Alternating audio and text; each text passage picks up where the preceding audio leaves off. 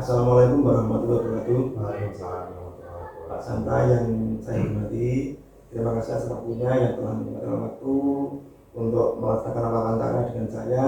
Saya Ali Imron, CGP Angkatan 8 dari SMK Negeri Tuangan Kabupaten Demak.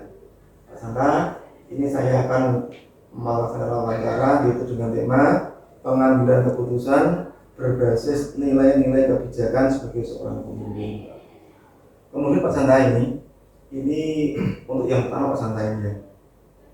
Selama ini Pak Santa bagaimana cara untuk mengidentifikasi permasalahan pengambilan yang berkaitan dengan dilema etika dan tujuan moral Pak Santa? Ya, baik Pak Ali. Untuk sebenarnya di sekolah kita itu banyak permasalahan-permasalahan.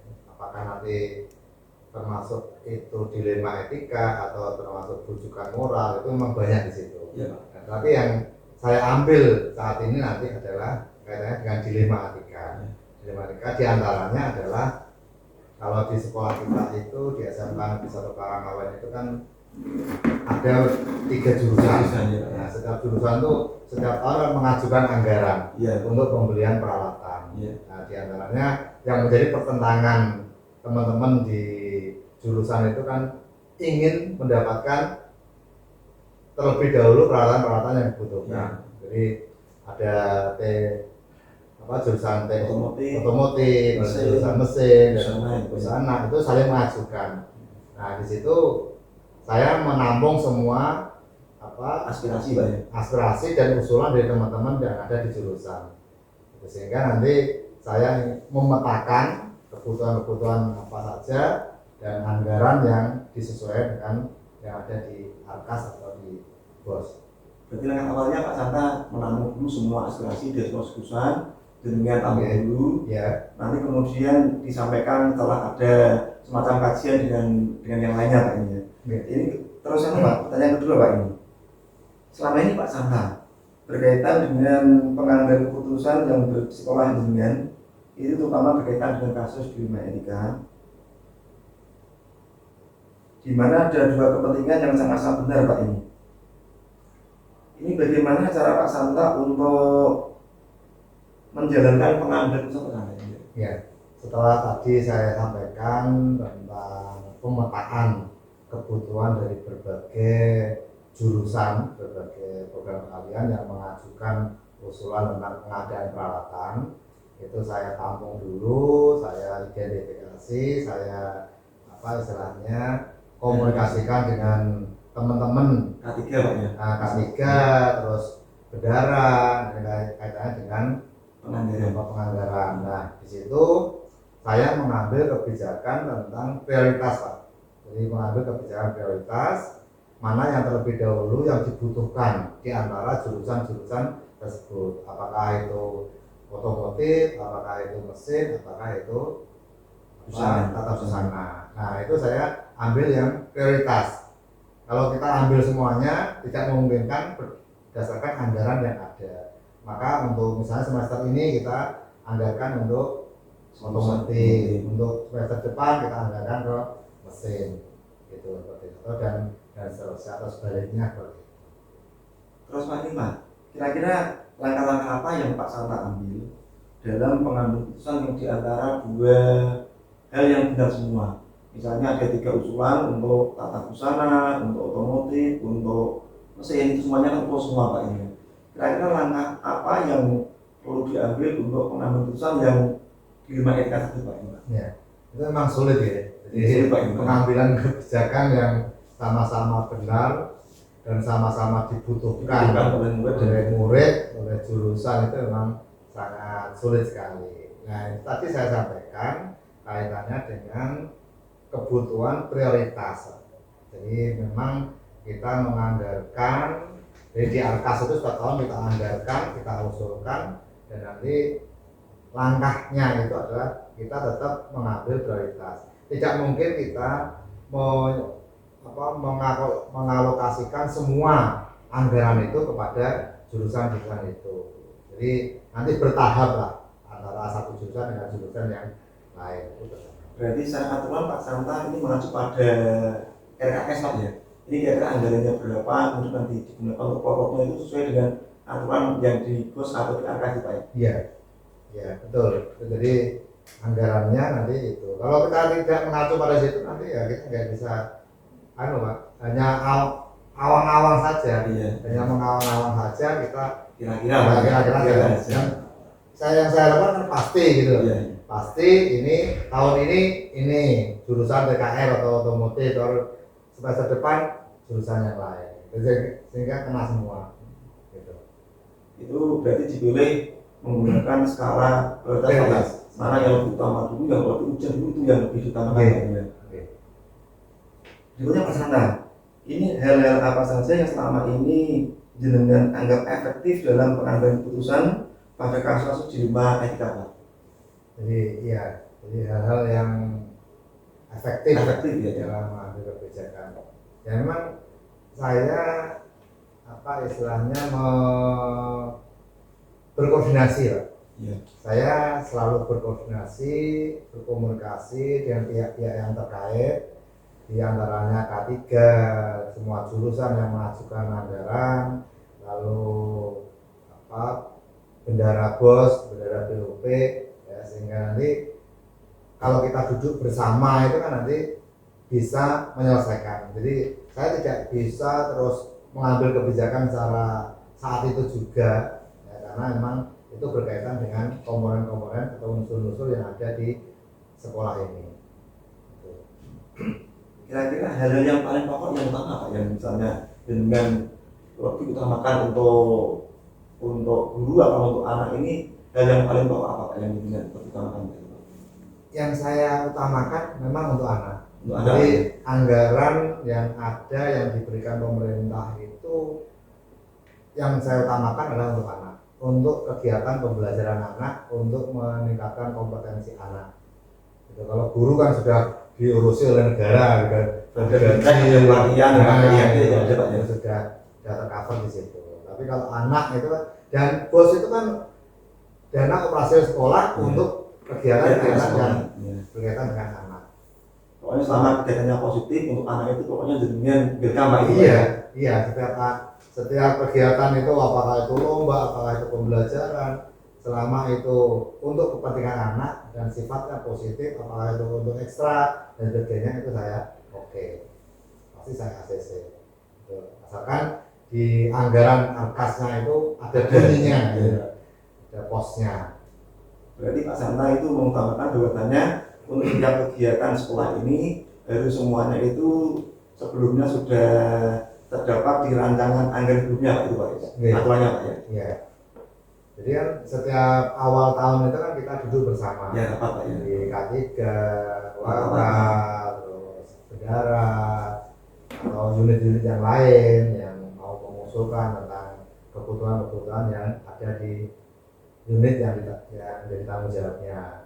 Jadi nanti kita akomodir semua, dana-dana yang ada di BOS itu kita jabarkan semua, lalu mana yang tadi skala prioritas yang ada itu kita utamakan terlebih dahulu. Yang pertama memang untuk siswa, jadi siswa yang paling besar untuk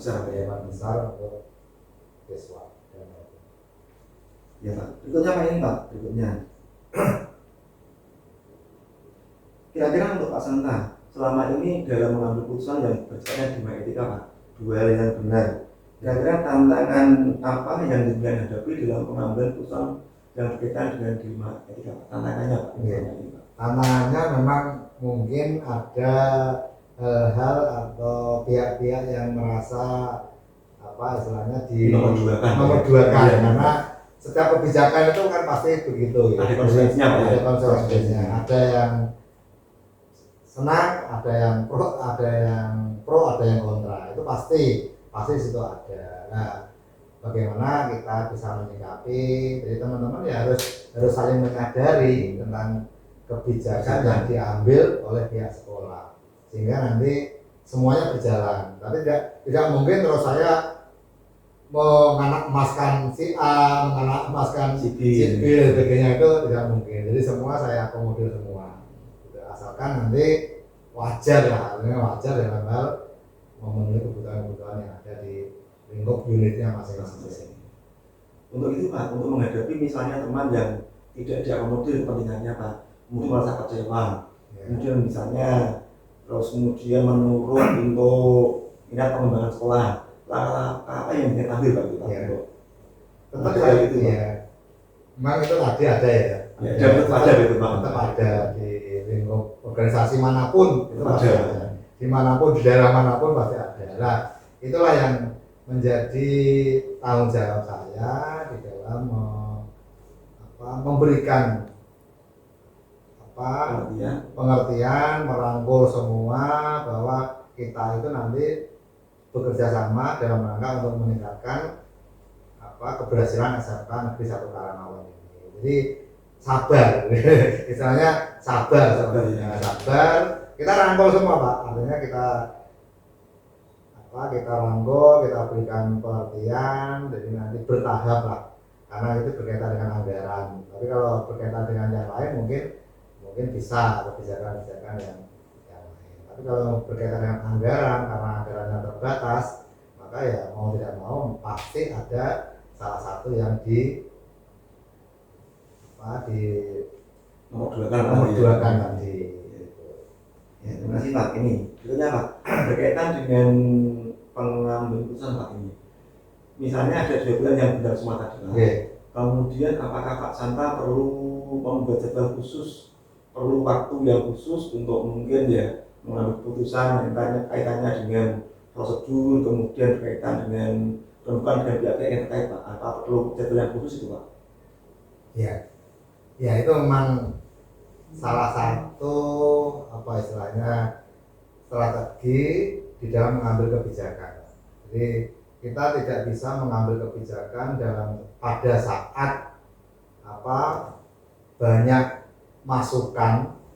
Banyak masukan itu tidak mungkin kita ambil kebijakan. Banyak masukan, banyak argumen-argumen yang disampaikan oleh anggota rapat itu, kita tidak bisa mengambil kebijakan Langsung tidak bisa. Nanti kita akomodir semua, kita petakan semua, kita ambil sikap saat nanti suatu saat kita kumpulkan kembali sehingga nanti bisa kebijakannya itu bisa diterima semuanya. Harapannya kan seperti itu Pak. Jadi tidak kita serta-merta terus mengambil kebijakan nanti harus unit ini yang harus didulukan, unit ini harus didulukan, nggak bisa nanti, sehingga dampaknya nanti pasti akan terasa di kegiatan-kegiatan berikutnya. Ya, jadi ada rasa kecewa, ada rasa ini. Jadi kalau kita akomodir semua, lalu kita petakan semua kegiatan-kegiatan itu, sehingga kebijakan atau regulasi keputusan yang saya ambil insya Allah nanti bisa diterima semuanya gitu. Terus Pak ini Pak, dalam tadi kan Pak Santa menyampaikan ada prosedur dan ketemu dengan pihak yang terkait dan bukan itu Pak. Kira-kira pihak-pihak mana sajakah yang dapat membantu untuk mengambil keputusan di antara 5 SK tersebut Pak? Ya Pak, pihak mana saja Pak? Kira-kira yang membantu Pak itu Pak? Jadi pasti di situ tadi saya sampaikan, di situ ada kalau anggota atau peserta rapat yang berkaitan dengan RKAS, berkaitan dengan anggaran itu kan dari berbagai unit ya, unit kerja, artinya di situ ada K3, lalu ada AK, lalu ada bendara, semuanya itu adalah peserta rapat dalam menentukan kebijakan. Tetapi kalau itu di saat rapat itu tidak bisa mengambil kebijakan saat itu, maka di lain waktu kita wakil-wakil terutama saya kumpulkan dalam rangka untuk meminta pertimbangan-pertimbangan yang sekiranya baik untuk mengambil kebijakan. Dan tentu dengan bendara ya, bendara berdua. Tapi kalau yang K3 itu kan karena beliau itu adalah pengusul, jadi kita nggak undang saat kita membuat rapat kecil untuk mengambil kebijakan itu. Jadi waka 5, terus bos, BPUP, dan yang berkompeten di bidang itu. Ya, termasuk belanja yang tim belanja Pak ya, tim aset Pak itu Pak ya. Ya, kalau tim aset belum Pak. Belum Di situ belum. Ya. Kita hanya kecil aja. Kalau tim aset itu kan hanya menerima. Setelah ada keputusan pelaksanaan eksekusi, betul. asetnya baru menerima itu Pak ya. Gitu. Kalau kalau dulu saya di SMA itu memang ada tim belanja, ada tim penerima barang. Itu memang harus ada, sehingga ada yang bertanggung jawab di situ. Selama ini Pak Santa, misalnya jenengan kan membuka maka-maka tadi Pak ini, kemudian pendapat jenengan pribadi itu tidak sama dengan pendapat maka-maka yang jumlahnya 3 atau 4 tadi. Kira-kira yang jenengan ambil yang mana Pak Santa? Jadi untuk Waka ya, untuk perbedaan antara apa yang disampaikan Waka dengan pendapat pribadi. Jadi ya nanti kita putuskan ya, kalau mana yang terbaik. Jadi saya tidak harus egois harus saya gitu kan. Kita ambil keputusan yang memang itu yang terbaik untuk kebijakan yang diusulkan tadi. Jadi saya tidak serta-merta harus keputusan saya. Kalau namanya rapat itu kan harus keputusan bersama. Jadi apa yang ada di forum itu ya itulah hasil daripada rapat itu. Jadi tidak serta-merta saya harus seperti ini tidak. Masalahnya ada. Ini benar prinsip usaha rapat ya. Yang terakhir pesan lain ya. Dari bincang-bincang tadi Pak ini ya.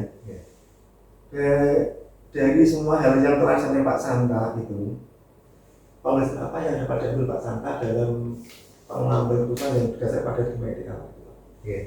Jadi pembelajaran bagi saya lebih bersikap dewasa di dalam mengambil kebijakan.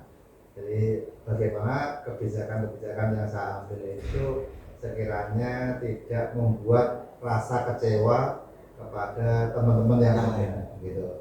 Itu pembelajaran yang saya ambilkan dari situ. Terima kasih Pak Santa, waktunya telah memberikan tanggapan tentang pengambilan ini. Terima kasih, mudah-mudahan ini juga bermanfaat bagi saya. Nanti akan sajikan acuan dalam pengambilan keputusan Pak Santa. Terima kasih. Assalamualaikum warahmatullahi wabarakatuh. Sama-sama.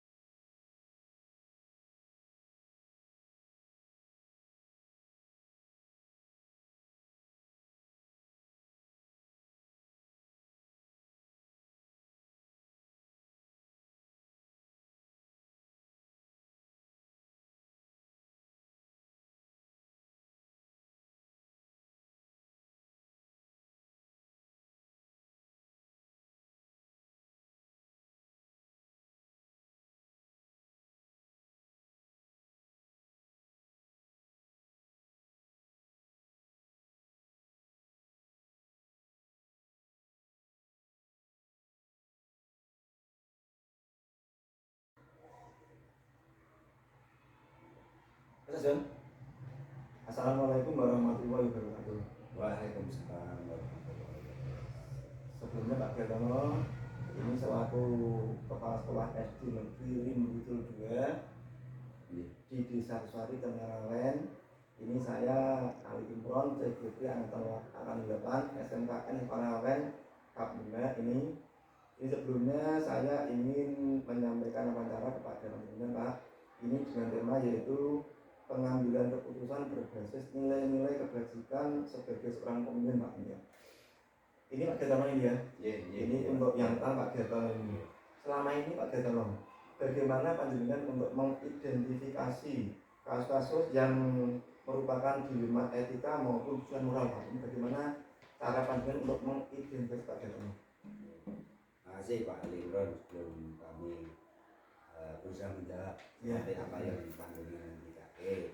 Pertama saya sampaikan terima kasih sekali atas kehadiran panjenengan karena kami kami percaya bahwa atas kehadiran panjenengan itu akan membawa hikmah yang sungguh luar biasa. Terima kasih, Pada Pak. kami sebagai orang yang dituakan di sini, yang juga akan merambah semua warga sekolah yang ada di SD Negeri Bulu kembali apa yang panjenengan sampaikan atau yang panjenengan pertanyakan pada kami terkait identifikasi apa saja tadi Pak Ali, bagaimana mengidentifikasi berkaitan dengan pengambilan keputusan yang berkaitan dengan kebijakan kebijakan moral sama dilema etika. Jadi semua permasalahan yang ada di kami terkait dengan etika dan kebijakan moral itu memang kami identifikasi dan memang kami kelompok-kelompokkan supaya apa? Supaya kami dalam menentukan kebijakan itu tidak salah-sasaran atau keliru, bahasa kerennya keliru. Maka kami adakan identifikasi mana yang termasuk masalah-masalah yang dengan etika, mana yang termasuk itu tadi kaitannya dengan moral. Maka kami kelompok-kelompokkan supaya nanti saya mengambil keputusan kami akan tepat sesuai dengan sasaran yang kita harapkan. Begitu bisa bermanfaat untuk anak-anak Pak Ibu ya, untuk umat. Kemudian Pak Biartono ini, yang kedua Pak, selama ini bagaimana Pak Biartono untuk mengambil keputusan yang berkaitan dengan masalah-masalah yang prosedurnya benar Pak, atau kata bahasa sekarangnya namanya dilema etika. Bagaimana Pak Biartono untuk menjalankan atau mengambil keputusan tersebut Pak? Oh begitu Pak Ali, memang seperti dimanapun di satuan pendidikan tentunya banyak hal terkait masalah-masalah yang harus kita ambil keputusan. Nah, bahasa kerennya kebijakan yang tepat seperti yang jaringan sampaikan pada etika moral itu tadi seperti di kami juga sering banyak terjadi. Artinya kan dua hal yang benar sama sementara hal itu harus kami putuskan satu aja ya.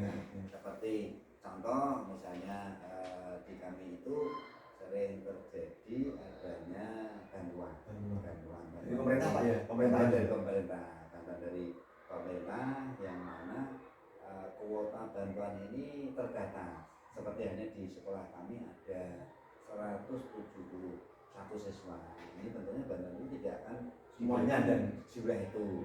Ambil contoh misalnya dari bantuan itu hanya harus kami berikan pada 100 siswa.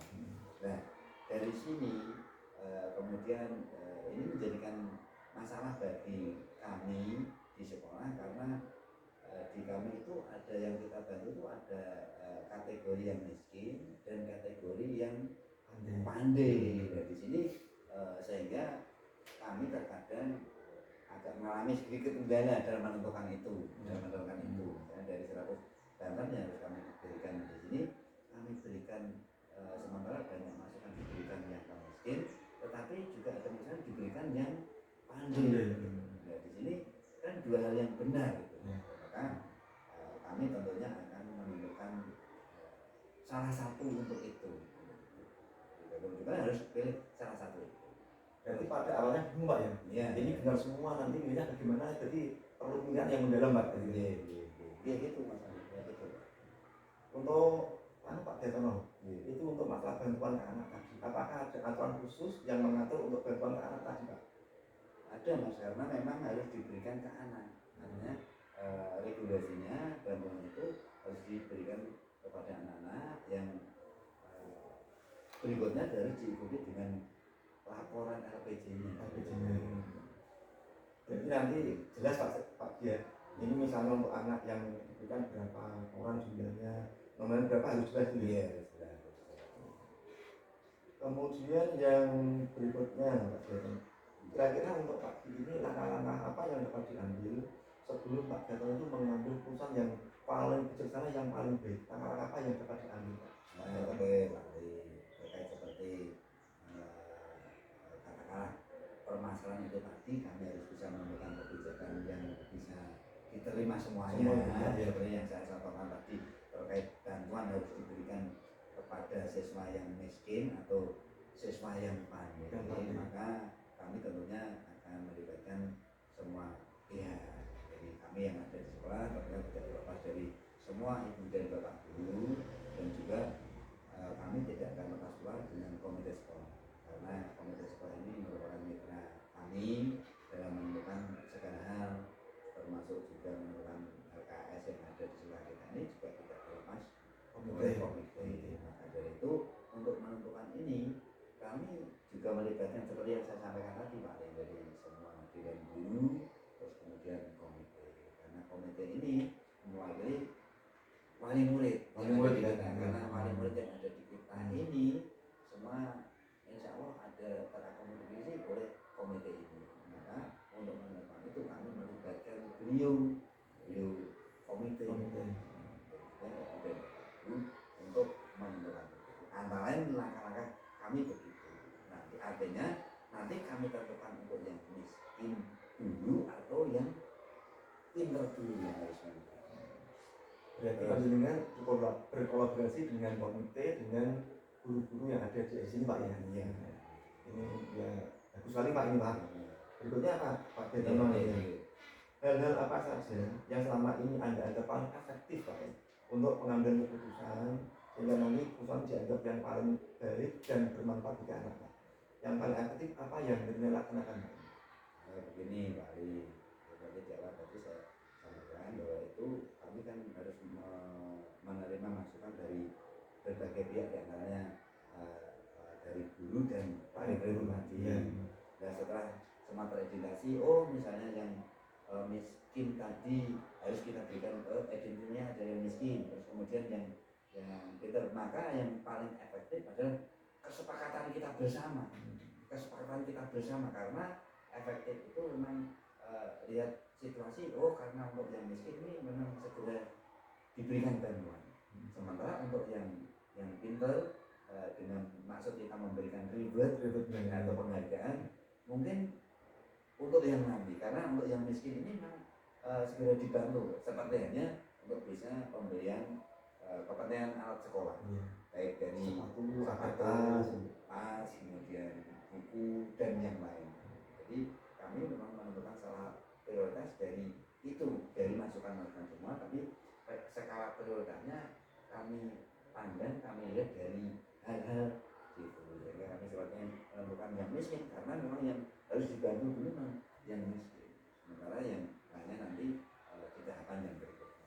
Jadi Pak ya, berdasarkan hasil rapat dengan komite dengan dewan guru ini, langkah pertama yang perlu diberi bantuan adalah anak-anak yang berasal di tempat yang miskin dulu ya, karena ini yang lebih tepat, yang paling membutuhkan secara urgensinya itu Pak ya, lebih penting dulu ya. Ini itu dari tadi langkahnya seperti itu. Kemudian sama ini Pak, dalam mengambil keputusan tadi untuk yang memilih yang miskin dulu, kira-kira apakah ada tantangan yang pernah dihadapi Pak selama ini Pak? Ya, kalau dari seperti yang kami tanyakan, di setiap langkah kita, meskipun kita sudah memperhitungkan di berbagai hal supaya tanpa kendala, tetap ada kendala Pak. Kendalanya seperti ini Pak Ali, misalnya kalau boleh panjenengan ketahui, karena bantuan itu harus kami berikan 100 anak dari pemerintah diberikan harus kepada 100 anak, sementara dari hasil identifikasi di kita yang miskin lebih dari 100. Seperti saya contohkan kemarin ada 110 anak, 110, sehingga bagaimana juga bantuan ini kan tetap kami berikan pada yang 100 sesuai dengan aturan, sementara yang 10 ini tadi kan tidak diberikan. Nah ini merupakan kendala bagi kami. Kendala itu merupakan salah satu kendala. Tantangan dari kami.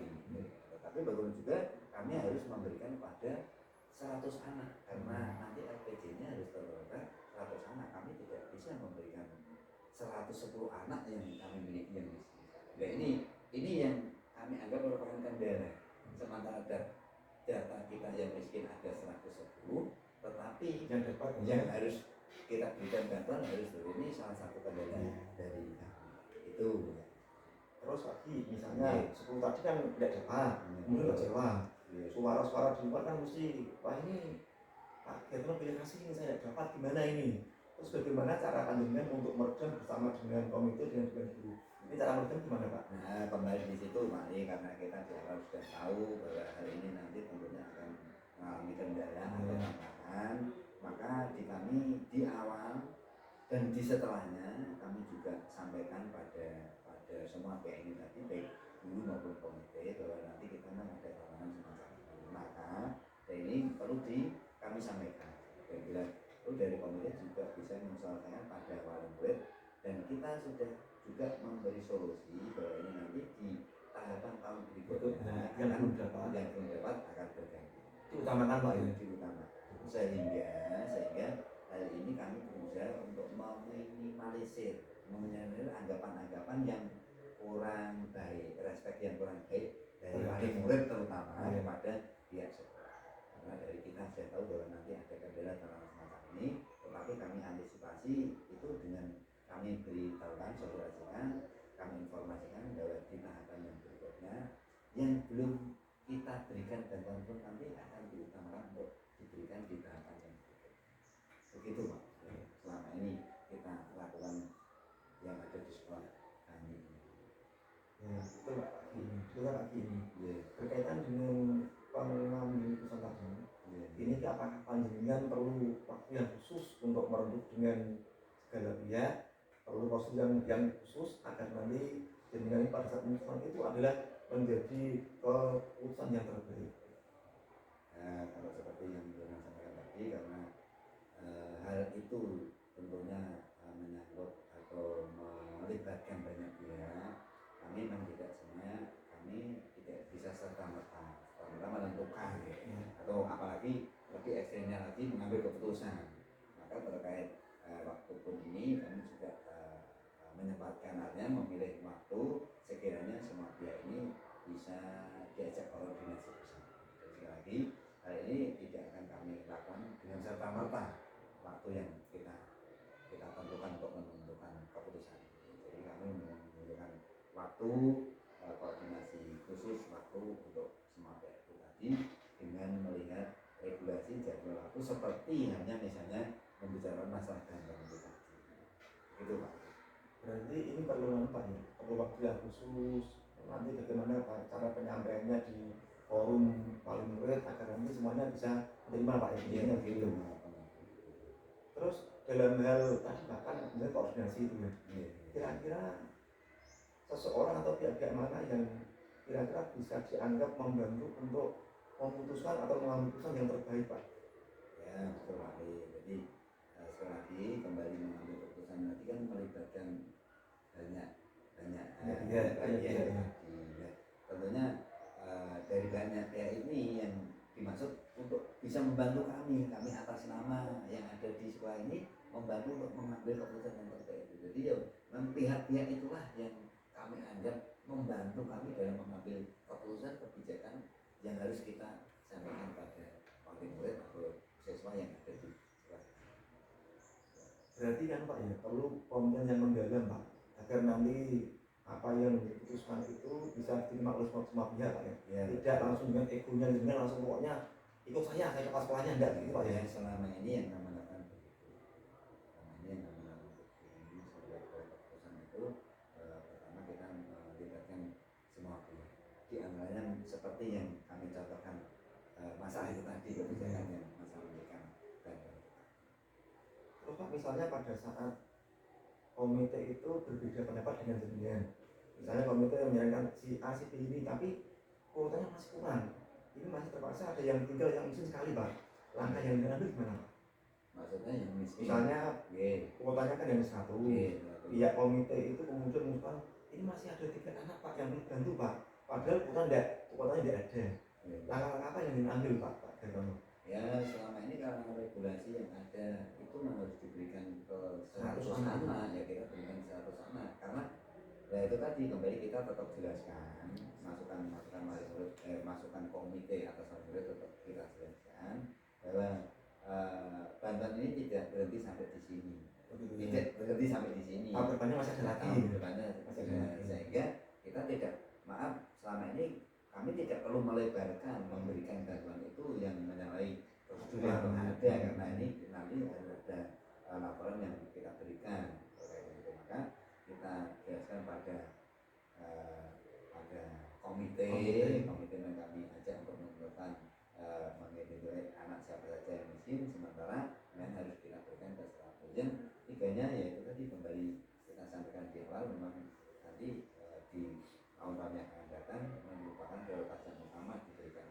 itu perlu disampaikan ke wali murid melalui komite Komite, tadi. iya. Jadi perbedaan jelas ada. Ada. Oh, namanya itu. Berarti Pak Gubernur mengajukan pada aturan Pak ya, Iya. pada aturan dari atas, Ya, betul. agar jangan sampai dengan menyimpang dari aturan yang dijelaskan di atas tadi Pak ya. Betul. Karena kita semua tahu Pak Ali kalau kita melakukan sesuatu hal itu tidak pada aturannya, tentunya akan berefek. Yang efek ini tentunya efek yang tidak akan menguntungkan di semua pihak. Oh iya betul Pak. Tetapi sebaliknya kalau kita apa yang kita lakukan itu sesuai dengan aturan yang ada, ya insya Allah tidak akan ada kendala yang berarti. Yang terakhir Pak Giti, jadi apa yang sampai tadi ya, sampaikan tentang prosesnya tadi ya. Kira-kira pembelajaran apa yang dapat yang ambil dari proses pengambilan putusan dari dua hal yang benar tersebut Pak? Oh gitu, ya dari kedua hal yang benar tadi bisa diambil atau bisa dipetik hikmahnya bahwa selama ini kami melakukan keputusan memutuskan suatu hal itu meskipun kepala sekolah itu ternyata tidak hanya dari kemampuan seorang person karena kemampuan seorang person itu tidak bisa menjamin atas kebijakan yang harus ditentukan. Maka yaitu nanti ini hikmahnya untuk menentukan keputusan itu harus melibatkan semua meskipun dari seorang kepala sekolah sendiri secara person harus punya kompetensi untuk bisa memilih dan menentukan kebijakan itu. Tapi jelas tidak akan terlepas dari menentukan kebijakan itu harus melibatkan semua pihak untuk masukan untuk menguatkan dalam mengambil segala keputusan terutama yang keputusan dua hal yang benar itu saja. Terima kasih Pak Gita yang waktunya ini, terima kasih. Mudah-mudahan ini bisa bermanfaat bagi saya nanti dalam keputusan agar nanti juga saya bisa melindungi pada akhirnya nanti sehingga saya akhirnya bisa mengambil keputusan yang bijaksana yang bermanfaat bagi semuanya. Terima kasih Pak ya atas waktunya. Sekian. Assalamualaikum warahmatullahi wabarakatuh.